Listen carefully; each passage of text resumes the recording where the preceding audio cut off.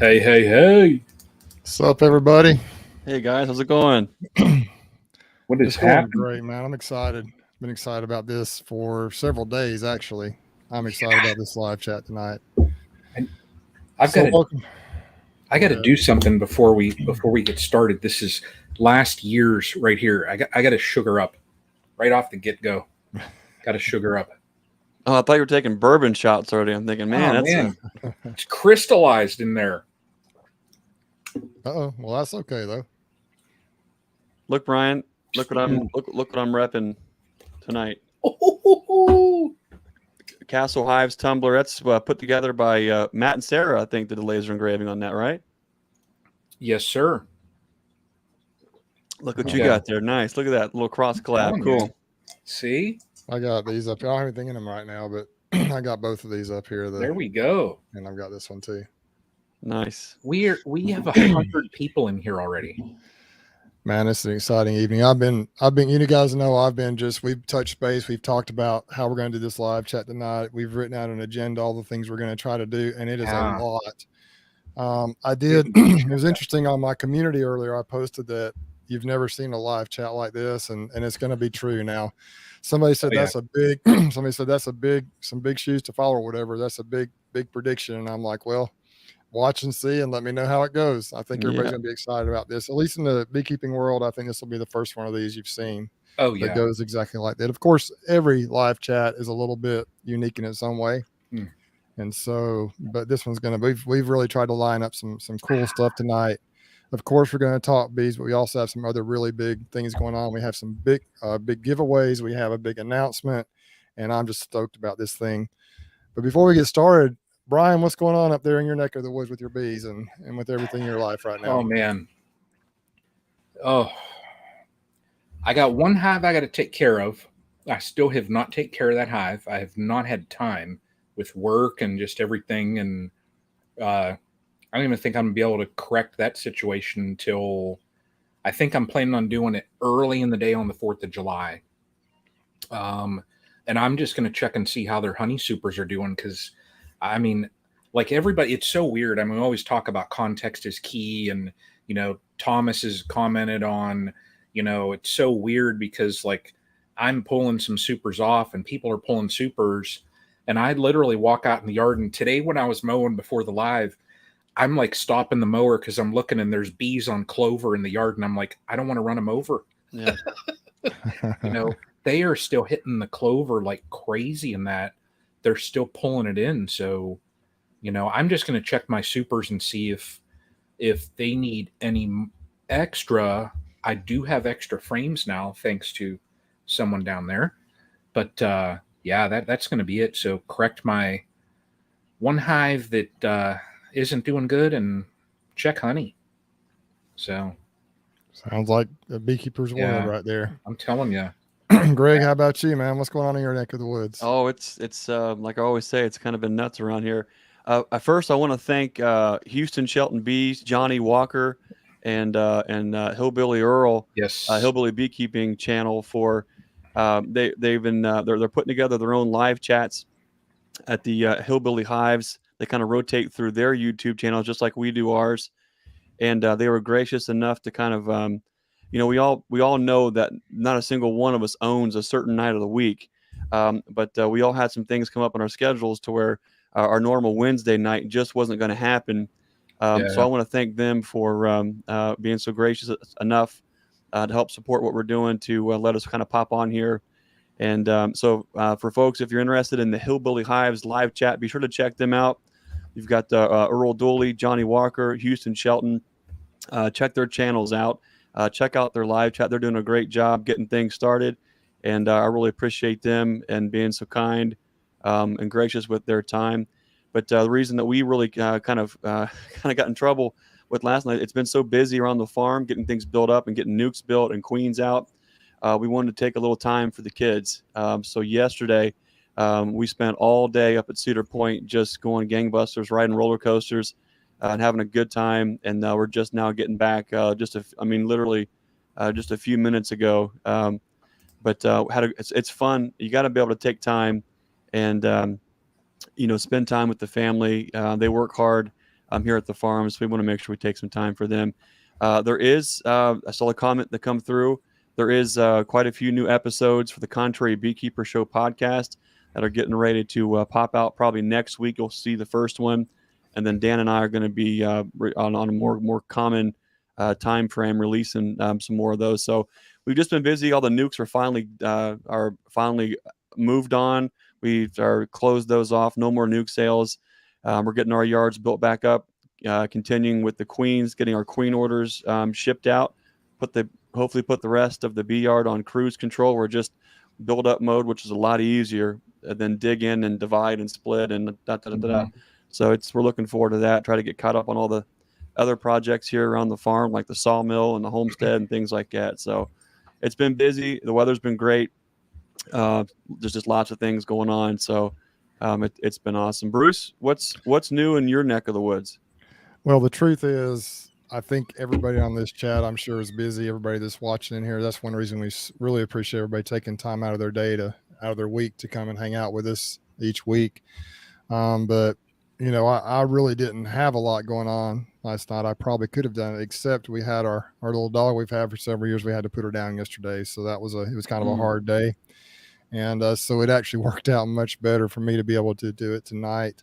It was the right thing to do. She was at the end, so that's those things happen. That's just the circle of life that happens. And I had a guy at work tell me that his grandfather, I think it was, mentioned that basically dogs, one of the reasons they're put on the earth here is to help teach our children, kind of what life's all about. That's why we have pets. They don't live as long as we do, but we get to see that entire circle of life with them. And I think that probably is one of the reasons they've been put on here. So anyway, we went through that, but it's okay.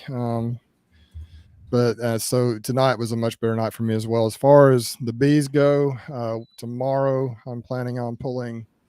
It could be a record pull for me. We actually took some of the boxes of honey last week. We ended up with last week 32 boxes. Ended up with 18 5-gallon buckets. Now for those, I guess 14 from my bees and 4 buckets from another a guy that I kind of manage his house for him. And we're looking at. I think we'll see how it turns out. Probably, maybe, possibly 130 to 140 supers tomorrow, which could end up being 400 or 500 gallons of honey. So we got a busy couple of days ahead.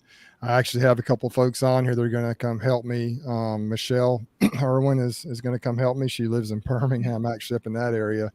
Has a daughter over in Mobile that's had a baby, and so I think she's going to come down there and come from Mobile, which is closer, I think. But and then we've got, I think I've got some other folks, some of the other viewers, they're going to kind of come help out with some things. Son of One is going to help us pull or harvest a little bit, extract.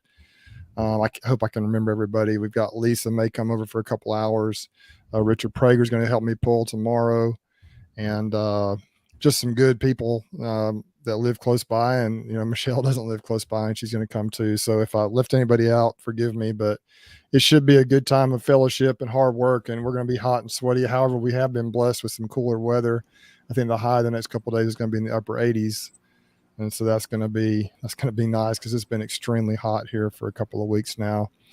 And I want to just give a shout out of thanks to everyone who's on here. We have 127 people already, which is awesome. And we can't obviously acknowledge everyone on here that's commenting, but we just appreciate everyone being on here. And we have so much going on with this chat tonight. If we miss a question, we apologize for that. We're just doing the best we can.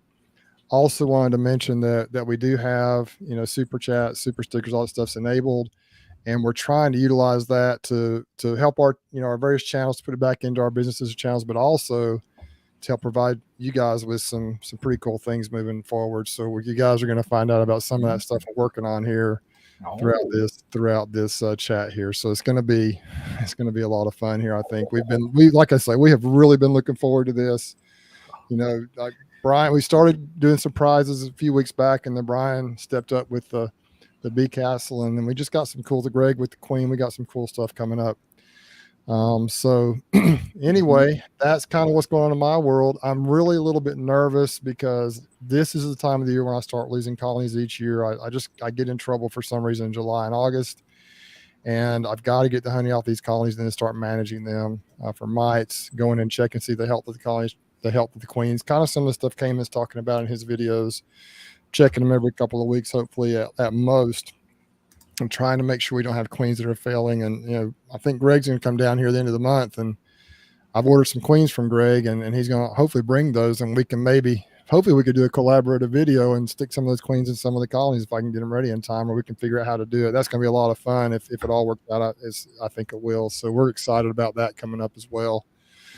But I think we are at the first point in our agenda here. We got a little agenda that I wrote down here. Some things we're going to do.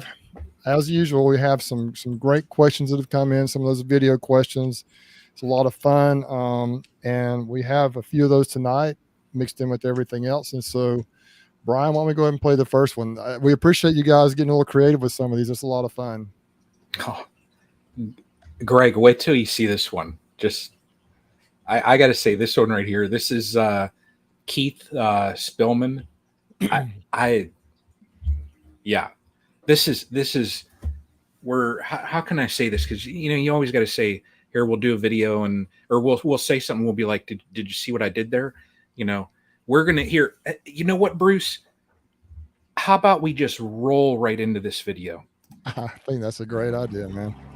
Wow. Look at this. Look at this.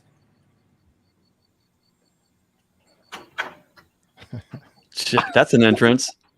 Heck of an entrance award. Keith, you did it, buddy. Hey guys, this is Keith at Half Tracks and Honeybees. Hope you guys are doing well today. First off, I'd just like to thank you for all the work that you guys have done to pull this community together. I guess it all started back with Hive Life Conference, probably this year.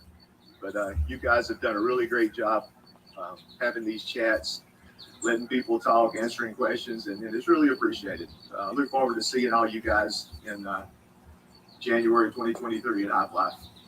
Now the question. This has to do with the business side of things.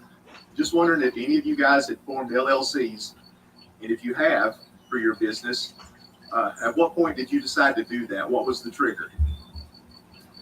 So thanks for taking the time to listen to this, and look forward to seeing you guys in the future. Take care. Good question. Watch this. It's awesome. I don't know if there's another video like this.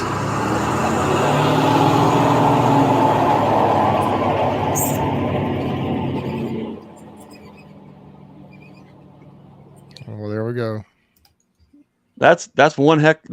He gets top award for the coolest bee mobile I've ever seen. Well done, Keith. Yeah, I don't even know how to. I want to go visit Keith just so I can drive that dang bee mobile. That is awesome. Wow. Greg, why don't you start it off, man?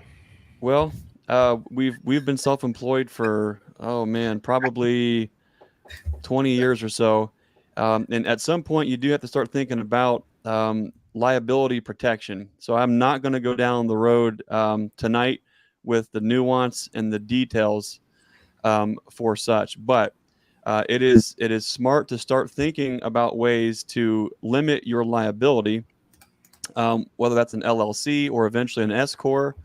There's lots of other ways to do that, but at some point when you grow a yard or a business, you create an asset. That asset is something that you then fund, put more time into. You grow the asset, and when it gets to the point to where there is actually something tangible there, you have to start thinking about asset protection. And this world is just extremely litigious, and will take any opportunities they can to try to take sometimes what's yours. Now, I'm not saying everyone's out to do that, but I think we can all agree that that's just kind of where we are with things. So I would definitely, Keith, look into your context as far as what your earnings are, what your risk is there for your assets, and see how you can best mitigate that. But I think if you are selling, a lot of folks, depending on where you are in the country and what state that you're in, sometimes selling honey gets to be into a little bit of a litigious gray area with infants and potential harm and risk and things like that when it's any kind of a consumable product. And so you might look into your local area, see what kind of protection you may or may not have as far as the umbrella with the Farm Bureau or the farm coverage for your state. But also just from a business standpoint, I don't think it would hurt to, if you haven't already, start to kind of dig in and uncover what an LLC or an S Corp may or may not be able to do for you. It does offer some protection, but that's for right now. It's probably I probably won't go any deeper into it than that. But I think it's a fantastic idea to start going down that road and looking how you can best protect those assets that you do have. Bruce, what do you think? I think that's a great idea. I have just grown this thing, and I have not yet formed an LLC or an official business. I'm still a sole proprietor. But it's probably not a bad idea for me to be looking. I've thought about it. I'm actually looking. My next step, I think, in my business, each of you guys has products that you can sell a little bit here or there. And I really don't, as far as like to get out to the country, out to the masses. Of course, I sell my honey here locally. I do some pollination stuff, but I really want to start figuring out a way to ship my honey all over the country, and maybe set up a website. And honestly, I've been talking to Rob with Laura Bees a little bit. Laura Bees, I think however you say it, I think it's Laura Bees. But I've talked to him a little bit, just I think a couple days ago about that, because he ships stuff all over the country, and we're going to see if he can help me get figured out something to be able to actually send honey safely. I have my plastic squeeze bottles that I send. I have sent some of those in a flat rate shipping boxes. And I do have some glass, really nice glass. I smooth or muth bottles that I use with the wax seal, and they're a high dollar item, but they're glass and they're fragile. And so I need to figure out all that. But as far as the actual LLC portion, I do probably need to look into that more, but I am not a good person to answer that question because I have not yet done that. However, I have purchased some insurance, a little bit of added some insurance to my policy to help cover some things, but I am a little nervous about that. I hope I don't have any issues, but it does make me nervous. So I think it's a great thing to do. Haven't done it yet. I probably should, and maybe I will before long. Yep. Yeah, I just got, within, I'd say, the last month, I just got my LLC. So, it's official Castle Hives LLC. I'm just kind of starting down that journey. But what was more of the trigger for me to get the LLC was because I sell that 3D printed stuff, and there are some small pieces. I was thinking one day, well, what if somebody's little one runs in there, looks at this bag, picks up that nice orange thing, and thinks it's a sucker or something and chews on it?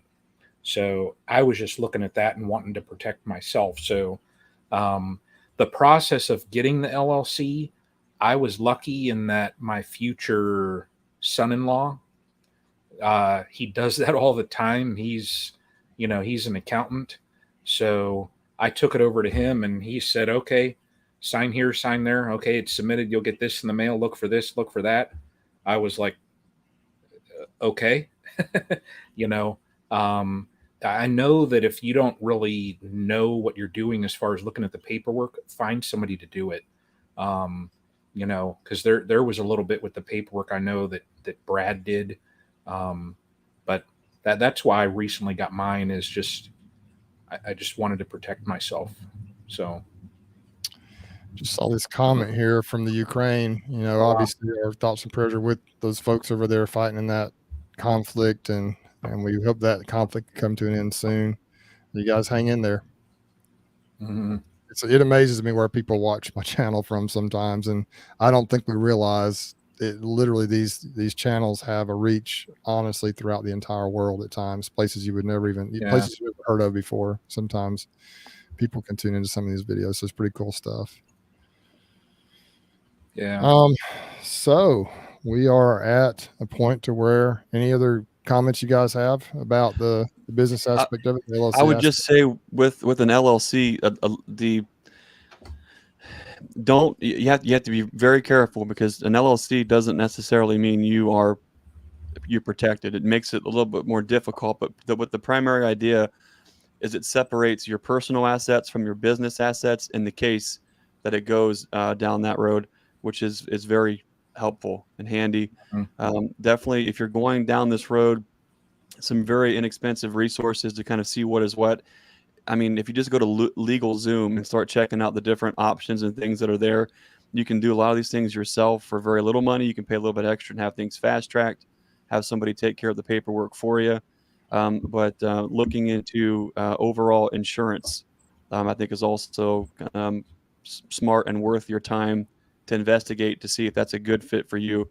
And I think that's probably all about that I want to get into about that probably now. But it's a great question.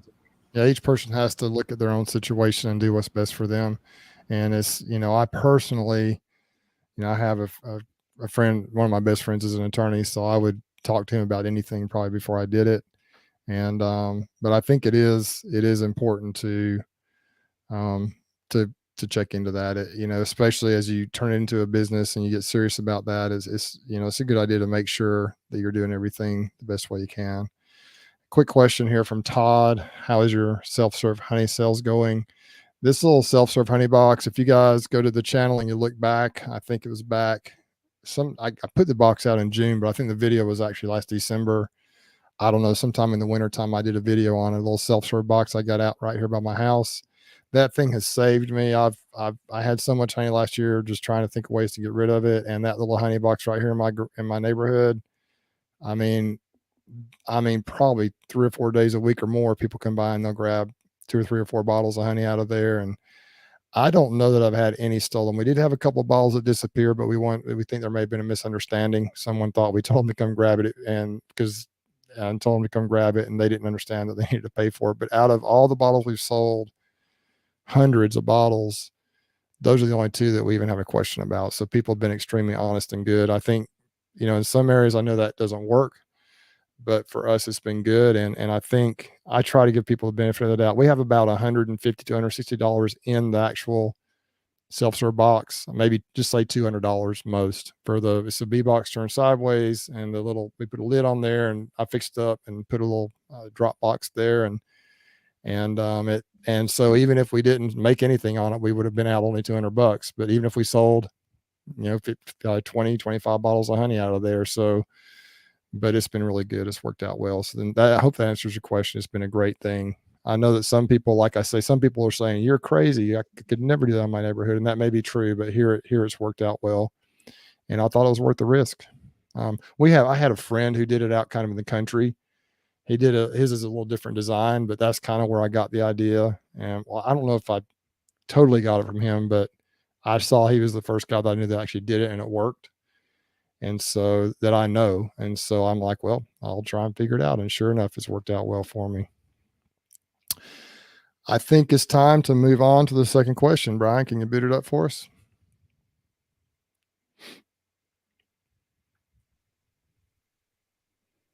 Good morning, Stream Team. This is Raising Hales from Hales Hives with my video question. I had posted this on Cayman's live the other night, and then there was some additional discussion on Lee and Bob's chat last night. So it's a very popular question, especially seeing how we're getting close to harvest time here.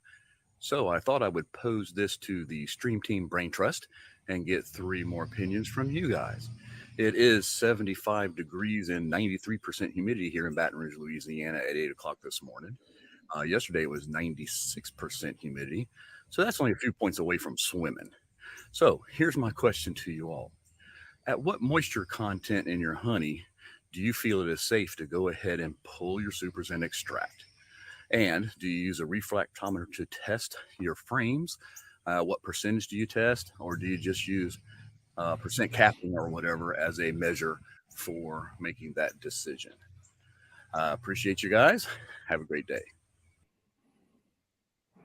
Man, that's a great question.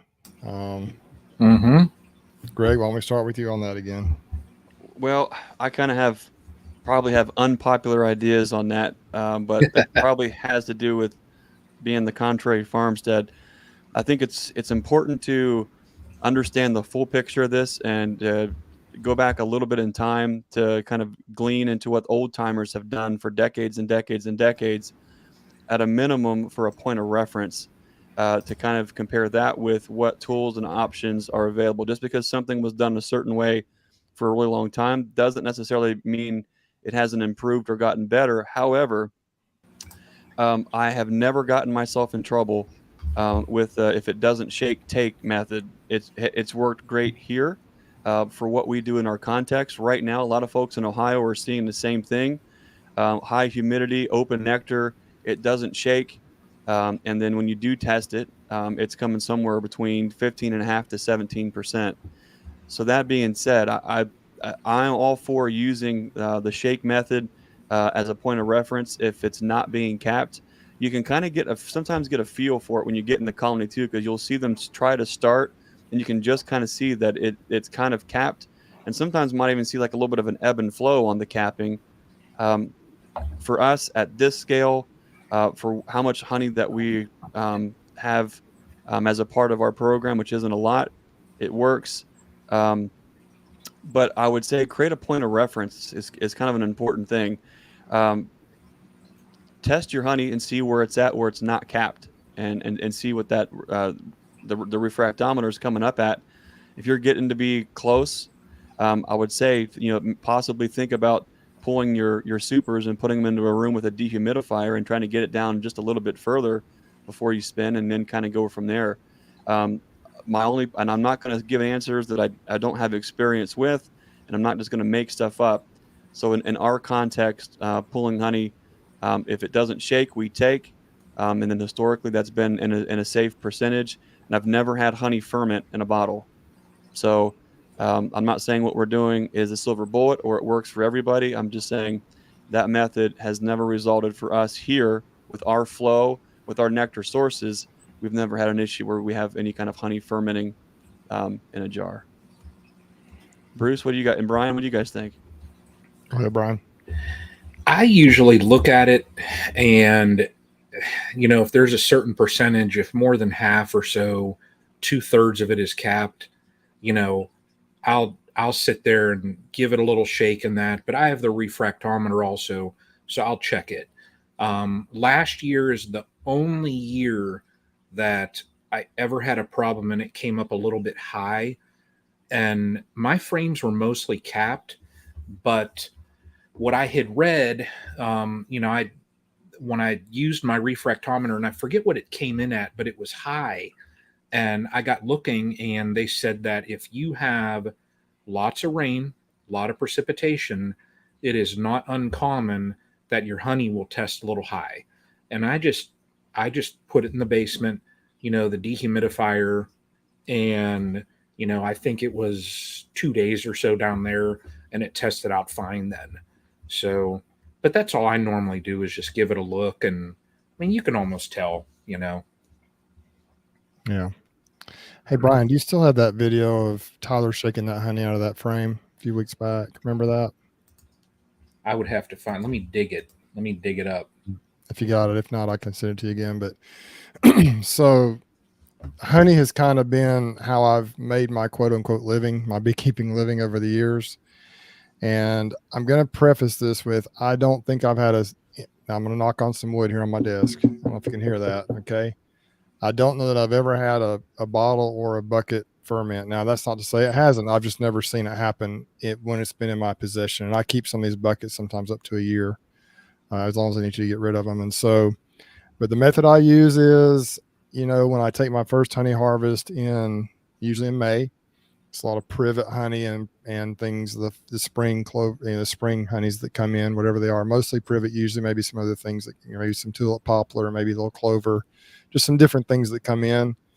And I try to take primarily 90% capped or more. I'll look at the cappings and I'll harvest it. If it's on the hives, if it's not capped, I don't take it in that first flow, because that's about the time the privet ends. A week or two later is when the tallow kicks in, and when the tallow kicks in, we are talking about some serious nectar coming in, and it's very wet when it comes in, as nectar usually is. And so you can't do that. And so I don't anyway. I don't have to, because I know I'm coming back later. But now tomorrow morning, what we're going to do is we're going to go out there and we're going to pretty much everything above the queen excluders we're going to pull.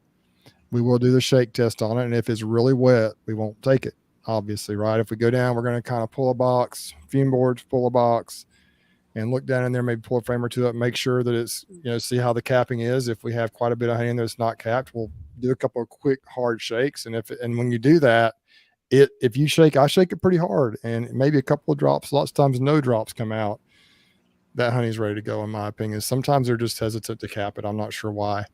I have tested my honey. I do have a refractometer. I don't test it every time, but when I do test it, it has always been within the range. It's usually around the 16, 17, usually probably 17% range, somewhere around there. Sometimes it's probably in the upper limit, and sometimes it's a little lower, but it usually, and where it's very humid down here, I don't have a dehumidifier. I don't have any of that. I kind of wish I did. Our setup, just we're not set up to do that right now. I don't have a place to really store it where we can dehumidify it like that. We try to extract it really quickly after we pull it within a day. Usually it's the next day. And so, but I don't know. Overall, my honey is, I'm sure it's within range, and but I don't really focus a lot on, is it below 16%? Is it below 17%? I think it would be better if I did get it a little more dry, but people love my honey. They continue to buy my honey, and it tends to sell pretty quickly. But the shake test, I think, Greg, I think that's a pretty fail-proof way to do it. In my experience, it has been fine. You'll know, you can tell if it's wet. If you shake it and it's like a rain coming out, you can tell if it's wet. You can just tell. Brian, were you able to find that, or? I don't know. No. I want to show you if we don't have, I don't know if I can find it here. I was going to try and show you what not to do, but I'm not sure. Let me see if I can find it. That one was good. Yeah, I'm going to see if I can find it real quick. I've sent it to you, I think, via text, but it's been a while ago. While you find that, Bruce, I want to remind folks that a lot of there's a kind of a dominant presence in the beekeeping arena that I think just about every single one of us definitely respects and reveres, and that's Bob Benny. He's even talked about the capped honey scenario where he tries to, about not 90% or so capped, and then he pulls. But he's the first one to say, just because it's capped does not mean that it's not wet, because he certainly has had waxed, or he's had capped honey that is too wet, and he's got a nice a wonderful facility for bringing in just pallets of supers with dehumidifiers and air movement to keep those things kind of moving through. So don't just automatically assume if it's capped, it's ready to go.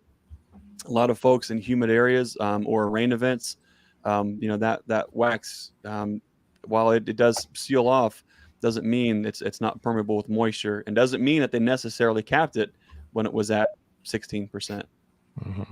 Darren Gam. Darren is a local guy here in Ohio. Met Darren at Hive Life. He won a free nuke, bought 2 nukes, came up to the farm and visited.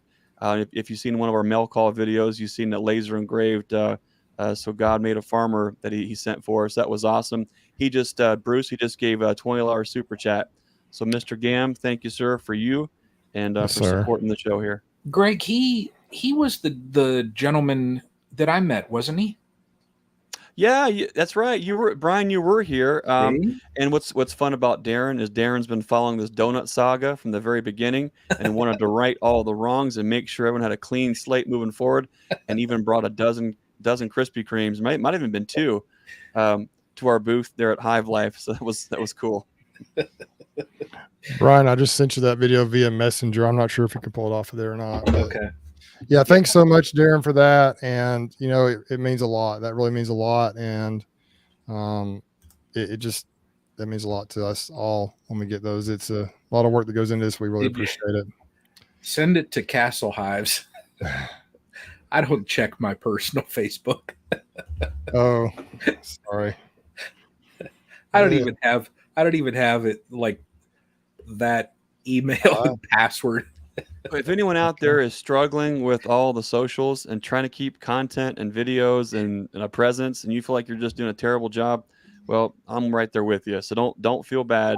It's hard to try to stay current and active, and you might get little blurps where you can do good, but it's hard to stay really consistent. and actually get all the Oh, yeah. beekeeping work done. It's so hard. Yeah, yeah. It is. And I have people, you know, I've been talking about how we're going to be harvesting this weekend. I have people saying, are you going to do a video? Are you going to do a video? I'm like, we're going to try, but now watch this closely. Watch this video right here. This is what you don't want to harvest right here if it does this. Oh gosh, unless you're making mead. That's a great video. Beautiful. Isn't that awesome? That's awesome. Let's do it one more time, Brian, because it's just so cool. That is cool. Making it rain. Tallow coming in or what? He had something like that, but look at that. That's tallow honey right there. Isn't that incredible? Beautiful. So if it does that, you do not want to pull it. Right. Brian, keep that in your archives. We got to show that every once in a while. That's to me, that's just a great illustration of honey, brand new nectar going into those hives. That was right in the middle of the tallow flow. Oh my He was gosh. close to, I'm not sure exactly where he was, but he was probably within, 30 miles of here somewhere. He lives kind of he's right down on the Florida, Alabama line, a few miles west of here, southwest of here. So I'm looking at the bees, like when I they know fall down. They're like, what they're happened? looking up like, seriously, man. You know how much time it took us to do that? Okay, well, we're going to go ahead and move forward with our first giveaway of the night, and that is going to be the Greggy Poo's Queen. Greggy Poo's Queen. So, well, that's Brian, cool. I'll let you Brian, guys kind of run this section of it. Thanks, Fuzzy World, for the super chat. Thanks a lot. You've collected a lot of the hashtag comments on all those videos. I just want to say thanks to everyone for all your support for the queens. Everyone, there's a lot of folks making great queens, and there's a lot of options out there, and we just appreciate you guys trusting us with your future genetics. That's okay. You can let it roll. It's cool. Oh, I was gonna shuffle it, but oh wow, look at this. Oh wow, that's terrific. Jules Bees Elixir. That's write it down. I believe that's I'm gonna butcher her name, Lulia Kubja. She had the comment last time about the blowing bubbles yeah, and she's actually local to Ohio, so that is pretty cool. So if you're hearing this, shoot me an email at nature'simagefarm@gmail.com, Lulia, for that queen. Those queens there are kind of the best that we've brought back from Bob Benny last year. Got through the winter, trialed them out, took the very best of those, blended that with our old line of Ohio survivors. So what we now have is just a beautiful blend of really heavy on the Caucasian, of course, with that New World Carney influence, with all of our Carniolean, and there's a little bit of Italians in there. Just a nice Appalachian mutt bee blended from the northern side of the Appalachians and the southern side.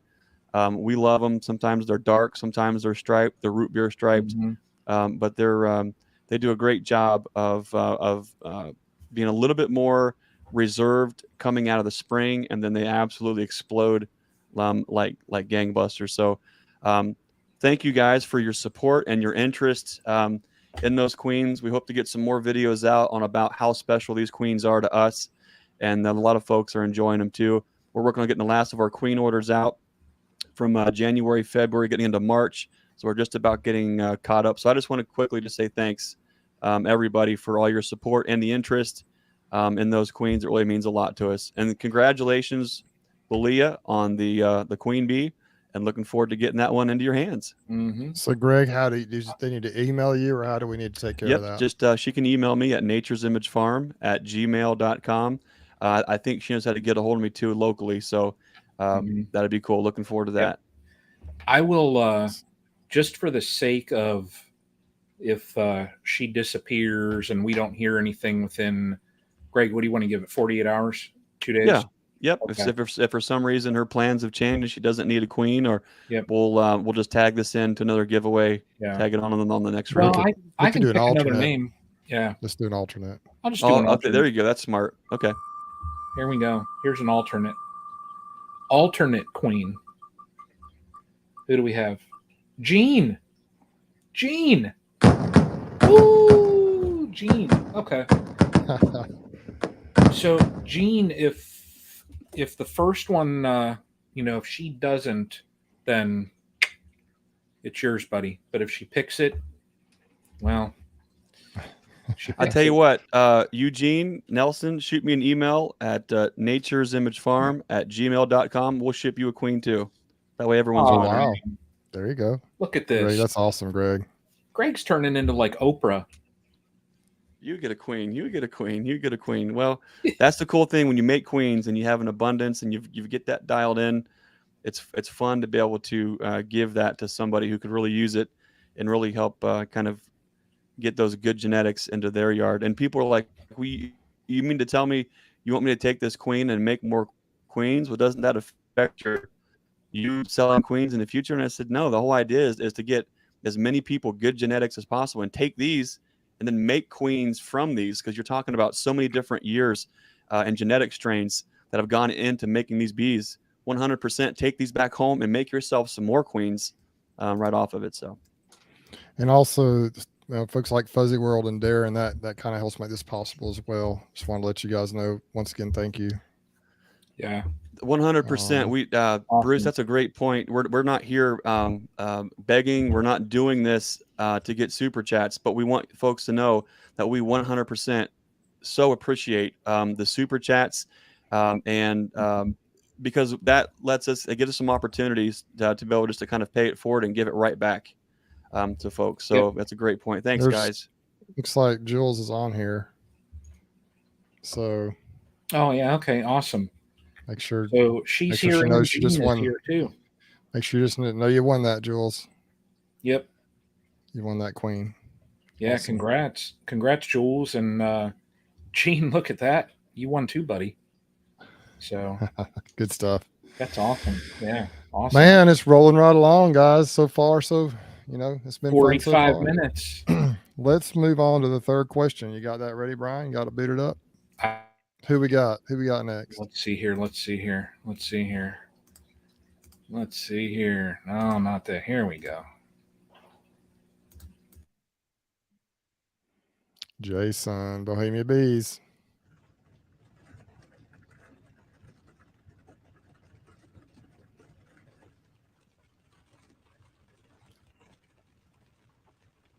Looks like fun. Hey, Stream Team. Jason from Bohemia Bees here. I'm just wondering, what do each of you do on a day that you've planned to be in the apiary and it's raining? You work bees? Can't work bees? What do you do? Just curious.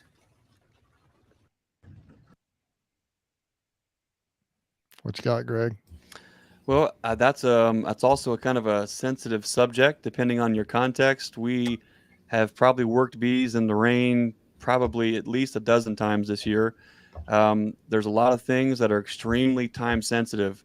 If we're dropping cells, if we're pulling queens, if we're working in the cell builders, there are certain few things that absolutely cannot get put off one day. As silly as that sounds, there are some extremely tight time schedules when it comes to making queens, to where if you wait just that extra day, now you're moving cells that are a little bit more unstable. If you wait that extra day, now you've got virgins all exploding out of the incubator.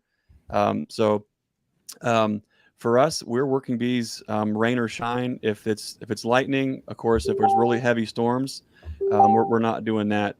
If it is to the point to where when we get out there if my shirt is getting soaked, heavily, then I'll kind of maybe check in an hour or so later. Otherwise, we're in a wood shop. So even if it's raining, the kind of general rule on any farm, Bruce, you guys probably know too. If the weather's cooperating, man, we are outside getting all the outside stuff done. If it's not cooperating, if it's snowing or raining heavily with lightning, then we're going to be inside assembling boxes, wax dipping boxes. Which I kind of love to be inside the workshop when I can. I kind of like the times where the weather makes you kind of pins you down and puts you in those spots, because I can just put the tunes on and just go to town, just jamming out and slapping together boxes or working in the store there. So it never stops, rain or shine. There's always something to do. So, Bruce, what about you? Same. Down here we get some absolute gully washers that there's no way you can do anything outside. But if it's just drizzling a little bit, if it's something I've got to get done, I try to get in there and do it. If I can avoid it, I'll like you. I'll try to do something inside, in the barn or in that, even at home, put together frames or assemble, things. But I'm not quite as.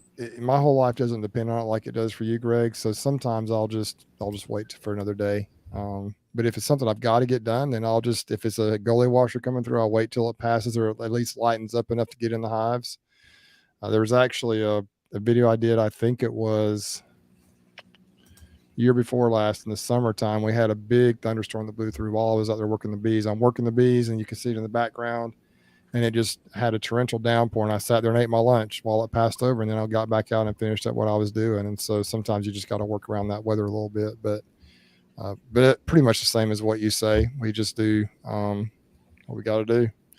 Around here, we usually have, we're within, usually the mornings are not bad. If it's a day I'm off, I can get there and get a lot of stuff done in the morning. But anyway, thanks so much, Rick and Jason from Bohemia Bees. And thanks, Rick. I really appreciate that. The super chats. Mm-hmm. So that's it. I mean, do what you got to do. Yeah. That's what I do too. I mean, I usually at my scale, if it's raining one day and I see that, tomorrow it's going to be nice out,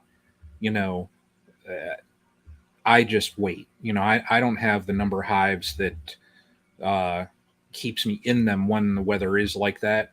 Now, if it deals with installing queens or different things like that, more time-sensitive tasks, that's always a quick, you can do what you got to do real quick, get in and get out. But me, for my scale, I don't run into that problem that much. So, but you do got to do what you got to do sometimes, Greg, did you see who just joined? Who we got? Look at this. Greg's muted. It's Old- like he's never old done this Dan. before. Oh, Dan's on here. I keep trying to mute myself as I'm trying to choke down water and get rehydrated after chasing a whole group of 15 and 16-year-olds around Cedar Point riding rides. It kind of wore me out. We've got old DJ Barracuda, Dan Bokrist himself, my buddy and cohort from the Contrary Beekeeper Show, and our YouTube channel is on. Hey, Dan. Hope everything's going good. I haven't called you or talked to you at all today because I lost my phone. So, anyways, do you guys? There's a question here. Do you guys? I don't have any. I can't pop it on there. But do you guys have a certain type of music that you guys kind of jam out to when you're putting together boxes or working in the wood shop? I'll tell you what I do. Actually, hold on a sec. I put a comment on there. I didn't mean to. Oh goodness. Yeah. I'm so bad with technology, y'all, honestly. Yeah, I tell you what I do. I put videos on, like there are some different, podcasts. Like now that I know you got some more Contrary Beekeeper stuff, I can listen to that. I've also got some other stuff, other like YouTube videos. I figured out how to watch them in, faster speed. And so I'll put YouTube videos on. Usually it's stuff, obviously, you can just listen to. You don't have to actually watch. But I do a lot of that while I'm putting together stuff. And I'll listen to music sometimes, just various music. But I do more YouTube listening to and learning from YouTube while I'm putting together stuff. While I'm bottling up honey, I'll have my phone sitting over there. I'll be watching or listening to videos while I'm doing that. And it's relaxing to me to do that. That's one thing I do. Of course, if I'm putting frames together and I got the air compressor, everything, that joker pops on us. It's hard. You can't hear what you're doing. But yeah, that's kind of what I do. I tend to listen to the same music that I listen to when I'm helping people build walls. Little Creedence Clearwater Revival, huh? Some good classic rock. Get some Zeppelin or, it's motivating music, Yeah. I thought you'd be a little more diverse, and I thought you might say some kind of like progressive European funk or something. No? I couldn't even tell you a progressive European funk band. I'm a nerd. We someday you might come in there, and it might be the old Stanley Brothers. Some days it might be Johnny Cash. It could be Fish, Grateful Dead, Miles Davis. Right now Yeah. we're on I'm on a Derek Trucks band and going old school again with Grand Funk Railroad. So it all kind of varies. But one thing I guarantee you, it's turned up all the way, and my phone's hooked into the radio, and so that's the only time I know when my phone rings is because the music shuts down. So my wife kind of likes that because she knows if I'm on the wood shop, she can get a hold of me because the music cuts out. But this anyways. is Ed right here. He's going to help us extract honey on Saturday. He helped us. If you Cool. watched my spring extraction, he was there for that. Son of one, that's also Ed, and that's pretty cool. He chime in here. He listens to us. That's pretty cool. Thanks, Ed. Appreciate that. But yeah, if you guys saw my playlist, I just have YouTube music. That's what I listen to, and you guys would just be. I mean, I've got a huge range of stuff I listen to, so it's interesting. My playlist is very, very interesting. Growing up, my dad listened to Western stuff, like not Western country, like we're talking Western, like Lauren Green and the Righteous Brothers and stuff like that. And then I like everything, I like all kinds of stuff, more modern stuff for sure. But anyway, so what do we want to do next, Brian? We want to move on to where we at? Did you send that link to? You want to do another video and then we'll do that? Yeah. Did you send that one link to the fellow that was? I did. Okay. I did. All right. Let's go ahead and do another question, and then we'll go on to the next. Okay. Next big event coming up. Fun. Woo! It's about to get fun. Yeah, we got after this question, we have like some rapid fire cool stuff. Well, it's all cool. Rapid fire stuff happening here. Fire. It's going to be, now hang on one second. We should have done that truck, that army vehicle coming in. We should have done that one right before the. How's anyone going to top that? I mean, that bar has just been raised so high. I don't even know. Listen, I'm real impressed with all these questions. I mean, the other two questions we have tonight, they've all put a lot of thought into kind of they've all sent them as YouTube videos. It's been really pretty neat how the people have thought out what they're doing here. So here we go. All right, here we are. This is Bruce and his bees.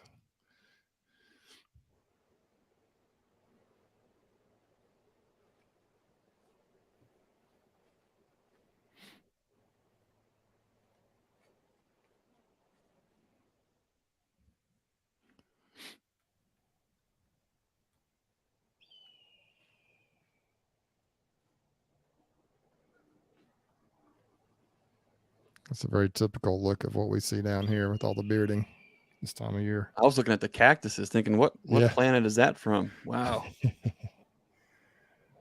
He's down. Hello, Stream Team. How you doing? This is Bruce from Bruce and His Bees. I just want to say thanks for having me on. I really appreciate what you guys are doing. I think this is a great effort.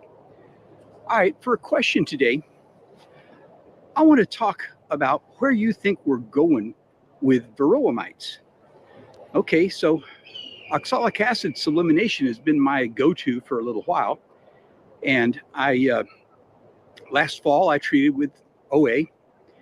And early in the spring, now this is Florida down here, so of course we don't have much of a winter here. But early in the spring, I checked and my varroa mites were just way out of hand. I did my alcohol washes and everything. So I treated with oxalic acid. I did 5 weekends, once a week on Saturday for 5 weeks. I treated every single colony out here with oxalic acid. And then I did mite washes and found unacceptable high levels of mites. I saw a video Cayman Reynolds did. He saw the same thing, I think. Anyway, I ended up buying Apivar and treating them with Apivar. And so now I've just harvested honey. So I'm getting ready this weekend to do my mite washes, my alcohol washes again. But where do you think we're going with varroa mites? All right, I appreciate it. That's pretty good. That's a good question. And once again, I just like the way he's down. I guess is it Planet Florida? He's down in South Florida somewhere. I'm not sure if that's the name of the town but anyway, he is. but that is a question that a lot of people have had. Down here in the South, especially down where he's at, it never stops. I mean, it's like they don't have cold weather, and so they have pretty much a continuous season. I'm down here just north of the Florida line, but we do have some cold weather. We do have a chance to, the brood drops back pretty dramatically in some of the colonies during the wintertime. So you can treat with the oxalic and have pretty good success, I think, during, a couple times of the year, a little bit kind of in maybe after Thanksgiving, between Thanksgiving and early January, just a short little time there. But I know oxalic acid, it kills the mites that are on the bees, but I think that you got to really hit them hard, like over and over and over again to have much of an effect. And so he mentioned Apivar. I'll tell you a little test I did, and Bruce, I'm glad you're on here. I can kind of share this with you. I have these Apame colonies in my backyard, and Rob, I got one of his Apame plates for the Apame hives last winter, and I had neglected my hives in my backyard because I've been trying to treat everything in the out yards. So I got them under control pretty good, and I decided I've got to attack this. Well, I went in and I treated, and I had like thousands of mites that dropped down on the Apame plate, and it was in the wintertime, so it was pretty cold. It was cool and everything, and I had, that one in particular, I had the plate. I only had one Apame hive at the time. So I'm like, holy cow, thousands of mites. So I did it a week later again. Same thing, probably just as many mites again. I told Rob about this as I was doing this. He kind of sent him pictures. And so I ended up doing that. The third week, I started to see fewer mites dropping with the treatment. I did, I think, 5 or 6 weeks in a row, and it took that long for me to see where I'd have very, very few mites. And so I don't think that 3 treatments, 3 weeks in a row is enough. I think so that's kind of what happened to me. What do you guys think about the mites? I know that someone mentioned on here, Corey Stevens is working on some mite resistant bees. He's got some mite resistant bees. I know a lot of people are working on that, but what are your thoughts? I think treatment is necessary. I'm going to be using, I'm going to be using some things this summer to try and knock them back again as soon as I get the honey off. And I will be hitting them with oxalic acid. I'm planning on doing that probably around Thanksgiving, a little bit later, just trying some different things. And so what do you guys think? What are your thoughts on that? Brian, you go first, because this one gets my blood boiling. I'm going to try to calm down here for a minute, let you answer this one first. I had similar results last year. I went through when I did the full round of OA. Now I did like the approved treatment. I think it was, 2 per box, the cap full. Afterwards, when I did my wash, it's almost like my levels went up. And here in Northeast Ohio, we had decent enough temps that I hit them then with Formic. So now this year, as far as my treatment, I hit all of my, I hit my colonies with Apivar early. As soon as I pull my supers off, I'm going to do some washes, and I'll probably treat again. I'm going to hit them with some OA. Like I've seen a couple comments in here, the level I think that's on the label, of what they say has, a lot of people have said that it's not effective. The amount that I'm going to do, on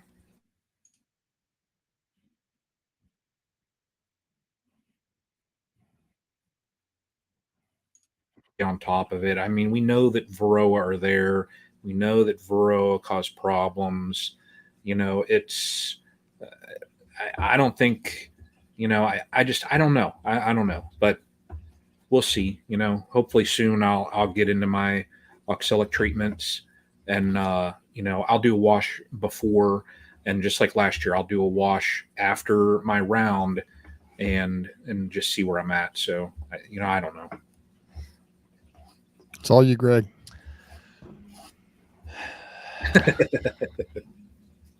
Hey, Greg, did you have fun at Cedar Point?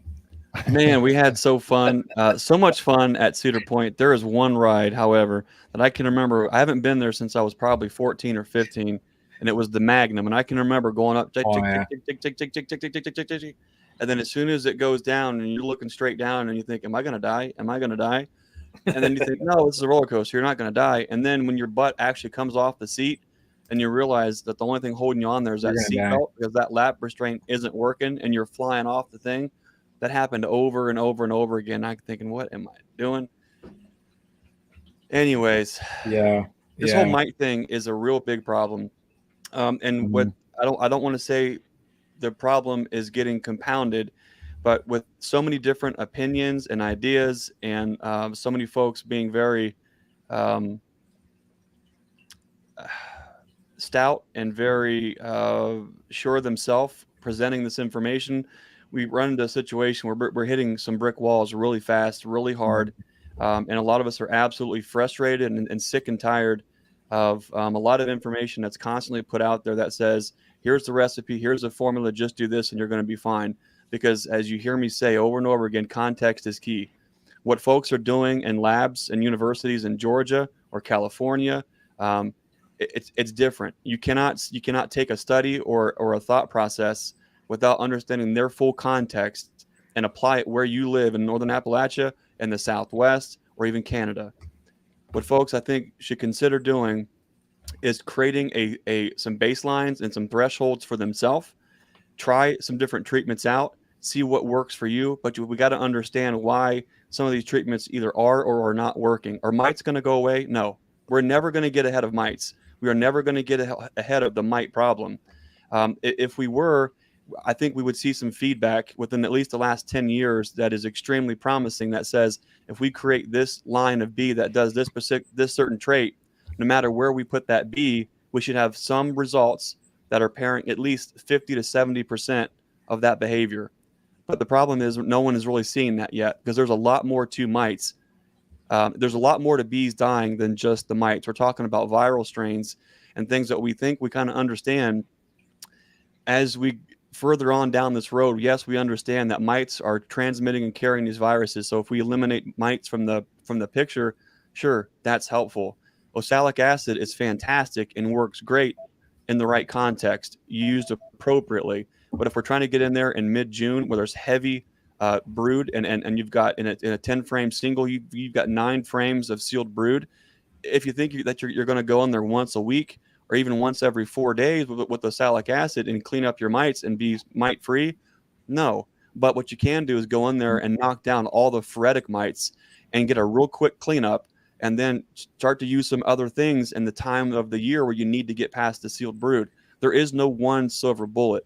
We're talking about using compounding things in the right context for the right reasons to actually chase the source of the problem. There are times of the year where oxalic acid by itself is amazing. And for the price of the treatments, for what it actually costs to get into those units to use it, I don't see anyone can argue that it's not helpful and beneficial. It absolutely is. But there are certain times where you have to get in there and do something else that has a more latent effect that catches up with not only the bees' brood cycle, but the mites' brood cycle. And that's a big deal. The thing that a lot of folks also, I think, and I'm not going to get, I'm going to settle down and not get on my pulpit about this. But a lot of us have been trying different thresholds and creating baselines using different solutions in our mite wash and rubbing alcohol. I'm going to choose my words here carefully because what I want to say is not nice. Rubbing alcohol is having results that is less than optimal.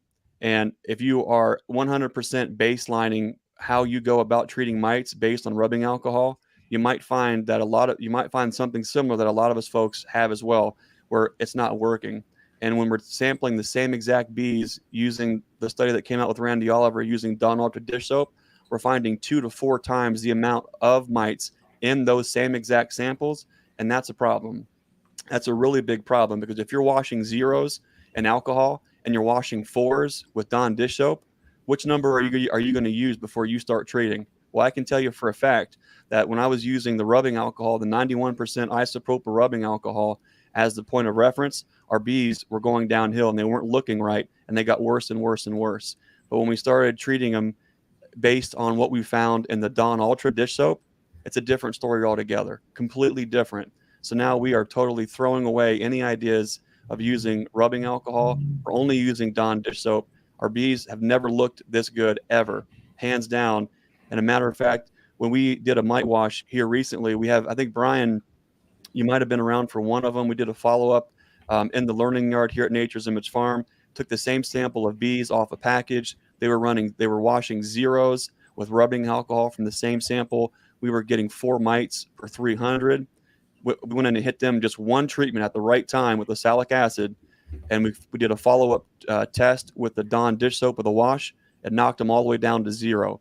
Those hives are going gangbusters. Everything that I've treated that way, I've already split out 3 and 4 times this year. I've already pulled off 2 nukes. They're already in 10-frame singles and exploding. So anyways, I'm going to stop right there because it's cantankerous, and it's not just about the mites, because hive beetles are carrying viruses. There's communicable things that are showing up on the radars. There's problems all over the place.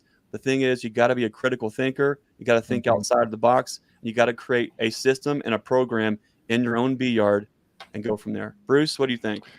Yeah, you said it very well. I don't have a whole lot to add to that. That has been something I've struggled with for years. I just used the oxalic acid. And then last year I started using some other things. I've used some Apivar. Those have pretty much been my 2 treatments of choice that I've used over the years. They're Apivar/Amitraz type products, and then the oxalic acid. But I'm trying to do a little better with that. Last year I jumped on the mites pretty hard, and I came through winter better. But it is something in every area in your own situation. Even when Umberto was on there, he talked about you have to be your own critical thinker. You can't just, if someone in Ohio says do it this way, and if you live in Arizona, it's just going to be different. It's just going to be different. You got to figure it out. But we happen to have a surprise guest that is actually even a surprise guest for us tonight. This has happened within the last few minutes. And believe it or not, we've been talking about mites and we've been talking about oxalic acid. Look who we have here. Oh, wow. I have been like itching over here. Greg is like, so Rob, preaching tonight. Don't give us. I'm loving it. Don't put any more fuel to the fire. Don't do it. So Rob, we got a few minutes. Tell us what you're on, what you got going on. Everything. So I've spent the past couple weeks working on this battery unit deal, essentially this partnership. That's the new like InstaVap device that we're bringing to market. We also went through with Greg's suggestions and did a redesign on the macro, which is part of why I'm here. And yeah, it's been a blast. So I've spent crazy amounts of hours trying to refine the battery unit. A lot of the big commercial guys are really taking to it, and it's still a bit pricey for where I'd like it, but with all the import stuff, it's just kind of what it is in that category. But I truthfully think it is a worthwhile unit. It absolutely blew me away when I got the first sample from the guys. They're developed by a beekeeper / engineer in Hungary, and it was a far reach for me to work with anybody out of the U.S., but the quality is just astonishing. And yeah, so I've been pretty far into that, along with doing our normal line. We're not changing either of our vaporizers. They've actually been on sale for like a month and a half or something like that, and I've found that I'm fine with them being on sale, so I may just keep them on sale because it's fun for me. I'd rather sell more of them and have more beekeepers have units than the other way around, because that's the fun for me. I like being able to say that we've got 3,000 units or so that are out, and that's like 30,000-ish beehives that are maintained because of our units, which is a lot. I really take a lot of pride in that, and it's a lot of fun for me. So that's a small glimpse into what I've been kind of up to the past couple weeks. Nice. So tell us what you got tonight. What's going on? So surprisingly, I don't have one here. I've got these vaporizers all throughout my office, but we're going to give away one of the macro units to somebody in your audience. I've never given away a macro unit on any like channel or anything. But I will note that on our website, they do have where the bolt, this is one of the originals, but they do have where the bolt is still on the bottom. We have done away with that because of yours truly. Well, Mr. Burns over here has done. He really pushed me. It turned out great. You can see it's got a bolt on the bottom there. On the one that will ship out and the ones that have been shipping for a couple days, that is gone. It's a countersunk bolt. We've got a custom jig that holds everything together nice and solid. I've been really, really happy with it. I haven't figured out how to make that a upgrade kit to be able to send to the previous people, because you have to countersink it, and I've got a custom vise that I built to hold and compress everything. So I'm still working on how to get it to previous customers. But here you can see it's sitting on the washer in that one image. It's sitting on the washer. It won't go all the way into some of the front entrances. So we just got rid of that. And it actually made it a lot more rugged. You can't grab the bowl and rotate it any with leverage. It really was a substantial improvement. We changed lock nuts as well moving forward from that. Just a whole lot of little upgrades that we keep refining these units as we kind of go along. So yeah, I don't have one to show you. That's what it looks like. That's the one that'll be given away, one that goes in the front. I will note, because Bruce has talked about the Apame adapter plates. This unit will not fit in our Apame adapter plates. The stem's too big of a diameter. It's really designed to go in the front entrance of the wooden hives as a convenience. A lot of the commercial guys lean that way. So I just wanted to make that known, kind of up front. But yeah. So we're giving away one of those. They come with 5 treatment caps, our normal show. You're gonna do it. You're gonna do it tonight. Yeah. So right, so let's go ahead and start. How do we want to do it, Brian? We want to have just grab some comments. Do we want to have people put in? I can do it on. You want to just do it on the same wheel that I already have populated for the hive? You can, and then people will have to confirm that they want it. Let's do a couple of alternates for the vaporizer. Yeah, we'll do that. Yep. All right. So how you guys, without knowing, you guys got entered into 2 contests by entering the contest for the Bee Castle Hive. So that's pretty cool. Let's roll. Let's do it. I'm excited. See what we got. Look at this wheel. How many you got on there? Oh my goodness. There it is. Of fortune. How many you got, Brian? There's 136 names wow. on this wheel. Now this is for wow. I made a video of the hive, but I don't want to play the video.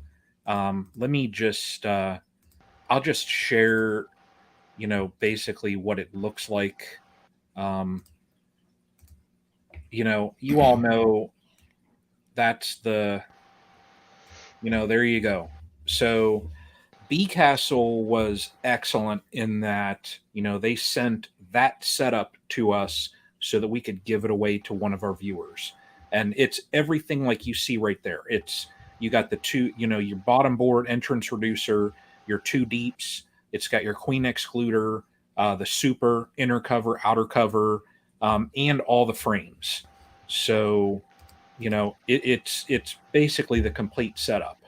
Let me pull up that wheel again, but we'll spin this.